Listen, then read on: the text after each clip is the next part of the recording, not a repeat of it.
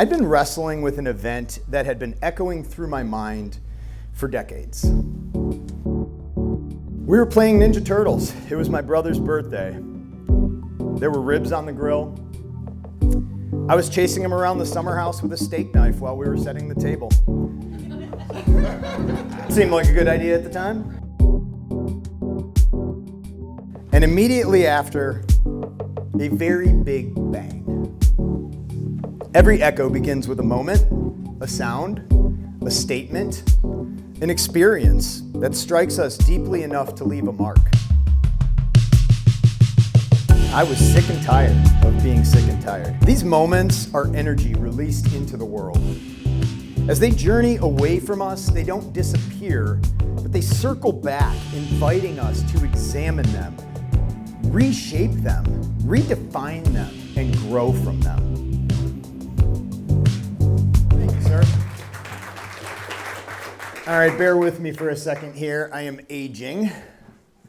Readers. All right, so most of you have probably never seen me present before, but those who have know that I am 90% from the hip, maybe 98. The other 2% I don't really talk about, but today I'm going to do something a little bit different. I wrote a speech based on the theme of echo, and Is that like a sign here or something? Like it's like the hook on the Gong Show? You said you were gonna speak from the hip. Jesus Christ, man. Wow. From the hip, Thomas. Like, do not get your shit together because this is way too much fun. All right. So, as I was saying, I wrote this speech. After Thomas and I started talking on the phone, I thought, oh yeah, let's just riff on this. I'm going to scoot back a little bit because I'm half on the carpet, half not, and it's fucking with me. All right. Sorry if there's kids here. I know there's a baby. I'm sorry. So we got to chatting, and he was like, what about this word, water? I'm like, pass. What about this word? I was like, eh. And like we got to echo, and all of a sudden it just like gelled. And we went back and forth for a little bit, and I'm like, everybody thinks that I'm gonna show up and talk about food or like food policy or nutrition or the toxicity of GMOs and all that stuff, and I'm not going to. I'm just done with it. I'm not done with food, but I'm done talking about that. Because I feel like, especially in today's day and age, there's so much more going on and so much bigger than just that. So I wanted to talk about echoes in a very deep way and what they can do for us and what they can do against us. So I'm going to take you on a little journey of my own personal echo. This is not a victim story. This is by no means a sob story. This is my story, and that's just mine uniquely. So this is not prescriptive. This is not toxic positivity. This is just me. And I'm going to let it rip from there. Cool? Rip from the hip. Rip from the hip. Not from the hip. I will be reading.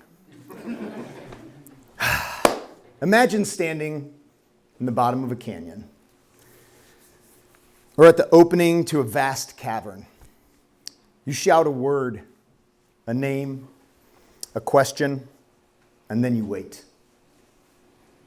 Seconds later, it returns, not quite as it left you, transformed by distance, by the ruggedness of the rock faces, hidden in the darkness, and by time itself. And yet it is still intimately yours. This is the nature of an echo. Today I want to explore echoes not just as sounds we hear, but as experiences and messages that find their way back to us over time.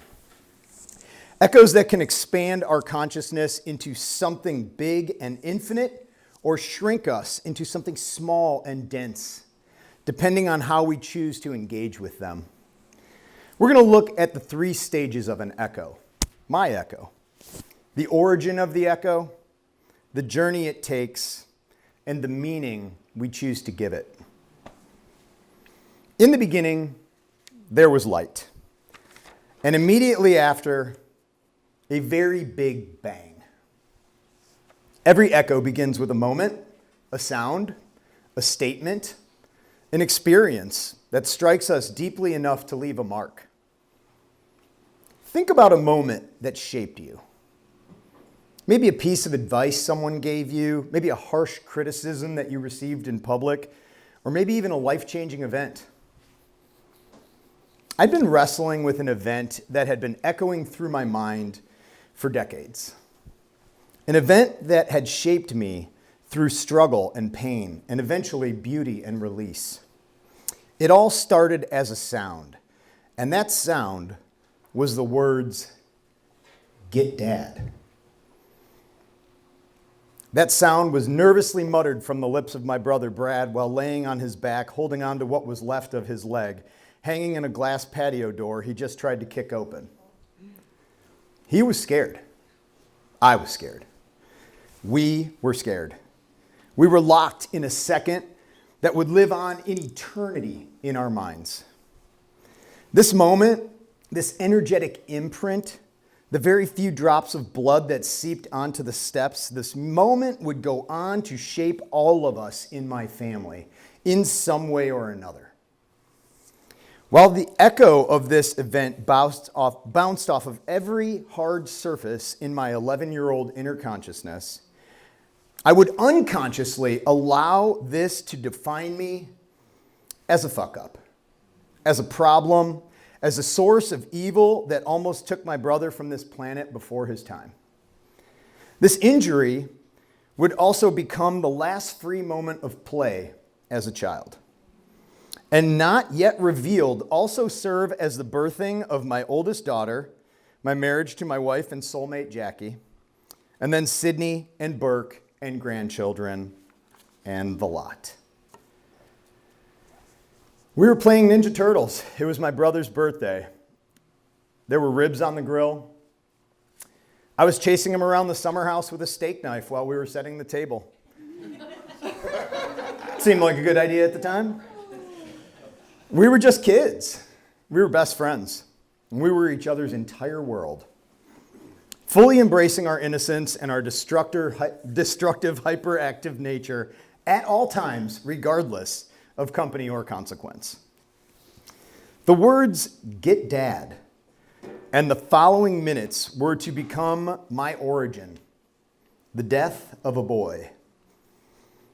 This sound would continue to reflect and reverberate in my mind for the next 32 years, until I was finally able to start questioning where this sound actually began and what it meant. I was sick and tired of being sick and tired. These moments are energy released into the world. As they journey away from us, they don't disappear, but they circle back, inviting us to examine them, reshape them, redefine them, and grow from them. An echo is never the same when it returns. It is altered by the journey it takes and what it encounters along the way. In our minds, the surfaces these echoes bounce off of are our thoughts, our emotions, our beliefs and disbeliefs, our aversions and perversions. They are our hardwired knowings, which can sometimes prevent us from our learnings. In other words, the walls of our consciousness are as hard as our undeniable truths and as soft as our willingness to be curious. When our consciousness is small and dense, rigid with fear, doubt, or resentment, those echoes come back distorted and heavy, sinking us further into ourselves. But when our consciousness is big and infinite, softened by compassion, openness, and resilience, those echoes are refined and expansive, resonating with greater meaning. This question, how did I end up being this tattooed angry punk with a drug addiction? It was nagging at me for decades. It wasn't until 2021 in the springtime, and a friend of mine was doing some trauma work with psilocybin and getting some very interesting results. Now, I'm not sure what piqued my curiosity, but having used lots of psychedelics as a teenager, I was just curious, and I'd never encountered them in a therapeutic setting. just as a party drug. I'd also recently, at the age of 40, had a full knee replacement and rid myself of a 25-year chronic pain and opiate addiction. I wasn't taking pills to party. I was taking pills to work and cope. After my knee was replaced, my physical pain was no longer there. So I finally had some space for a question. How did I become this guy? I did not make a conscious choice to be this personality. I grew up wanting to be a fighter jet pilot, going to the Dayton Air Force Museum with my dad and my brother. How did I end up being a skate punk, screaming in a metal band? My family was so normal, and I was anything but that. So I stepped off into a journey of 125 milligrams of MDMA and 2.5 grams of golden teacher mushrooms. This is by no means an advocacy for this method. This is just my story. As I ebbed and flowed inside of my mind with a friend holding space for me, I was just making jokes and having fun, avoiding my internal interference. I spent most of the night on the couch just cracking myself up and laying there watching the fractals on the ceiling. And as I began coming down, I heard an ambulance siren going past the place where we were holding ceremony. And as the siren blared past, I said out loud, "I hope those people are okay." With those words, I was launched back into the beginning of my echo. I found myself standing on my childhood home mailbox, waiting for my brother's ambulance. I saw the accident again. I saw my dad saving my brother, leaving with him in the ambulance. I saw myself shoveling my brother's fat cells off the steps after they left. I saw my fear, my terror, my pain, my sadness, my loneliness. I saw myself suffering from an invisible wound equal to the explosion under my brother's thigh. My brother was alive, 1,000 stitches, and never going to walk again. The echo was loud, deafening, shameful. You did this. You are the problem. You deserve this much pain as my brother was in. And so pain I began to display and seek attention through. 3 high schools, plenty of counseling, and many injuries would all serve as my proof that I too was worthy of love. A love I was so desperately craving and only knew how to ask for by screaming, "Fuck you," into a microphone. When our consciousness is small and dense, we find ourselves swimming upstream, raging for structure and peace in a freezing river, fighting desperately to reach a boulder just to hold on to.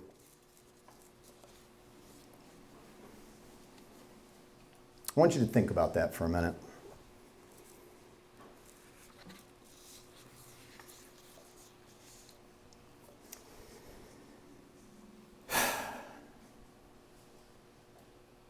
As I came out of my journey, I was left standing in the sunrise.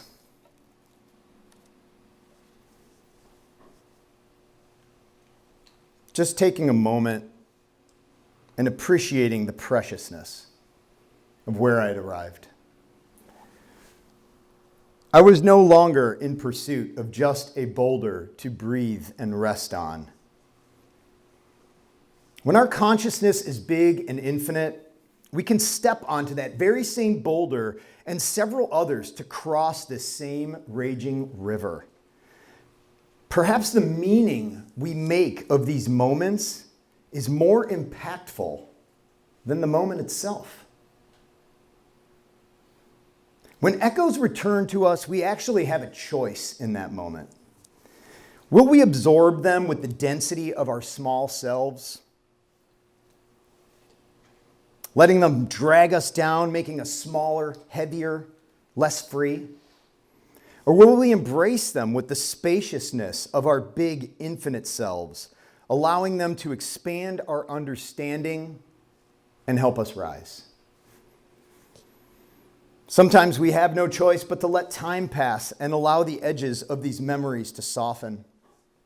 Some echoes are painful and difficult, but even those can be transformed if we meet them with our greater selves, our capacity to grow, to learn, and to use them as stepping stones rather than barriers. This is our opportunity for the making of meaning.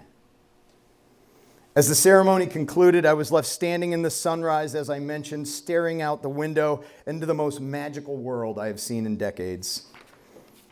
A world where peace and love were once again welcome into my world. A world where I could love myself again. Where I could play again, some 32 years later. As I unpacked my past, I was visited with a message, almost as if I had relearned my own light language. This moment was meant for me to soften. And this moment was meant for my brother to harden. Though these impacts moved along at very different paces, through time and space, their importance and impact would be realized for both of us in very different ways.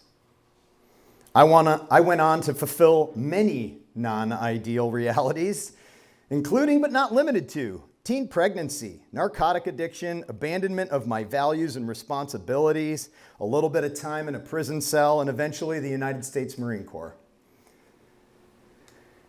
My brother Brad, however, would not only fully recover to walk again after a sweet 6 months in a wheelchair, but to go on to complete 2 Colorado high alpine courses in Outward Bound, through hike the Appalachian Trail, and graduate from the Citadel as a summer all guard and become a federal air marshal and Secret Service agent.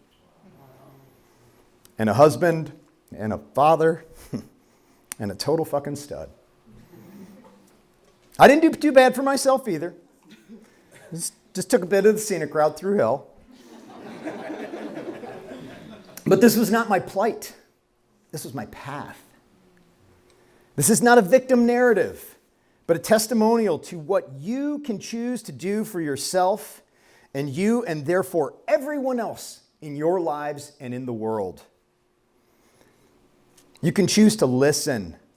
You can choose to soften or to harden or to live your life as full as life can handle it in only a way that you can. I needed to let that fear propel me to the acceptance on the other side of this very long journey, even though that destination was obscured by the mist of life. As I was meditating 2 days after my journey, I had one of the most powerful visualizations I have ever experienced.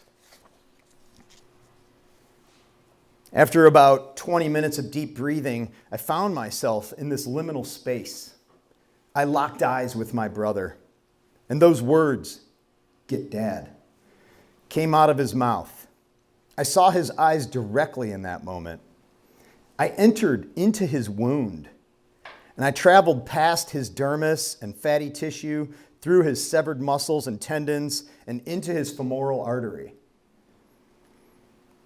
I then traveled up into his bloodstream. I passed through his heart and into his lungs, and I re-emerged from his mouth as those words, "Get Dad." I was those words. I had finally become a cry for help. And one worthy of being heard, if by no one else but me. I then entered into my childhood self and felt this release of guilt, of shame and pain. I was free from this question of how did I end up this guy? I had an answer. An answer to a question that had been echoing in my mind since that fateful June day in 1989. I didn't end up this guy. I had to become this guy. And in order to do that fully, I needed to learn how to love this guy. And trust me, I am still learning. I had to learn how to set myself free from the hypercritical mind of an ADHD person with a deep childhood emotional trauma. I had to let that trauma turn into a teacher instead of the prison that I had allowed it to become. And this is a choice and only one we can make for ourselves when we are ready. Events of impact are inevitable. They will find all of us, whether we are ready or not. But their impact depends on what part of ourselves we choose to meet them with. We can let them shrink us, pulling us deeper into struggle, or we can let them expand us, lifting us into new possibilities. I invite you all, join me in a few moments of silence, and let's let the echoes of this moment have some space to teach us what we are here to learn.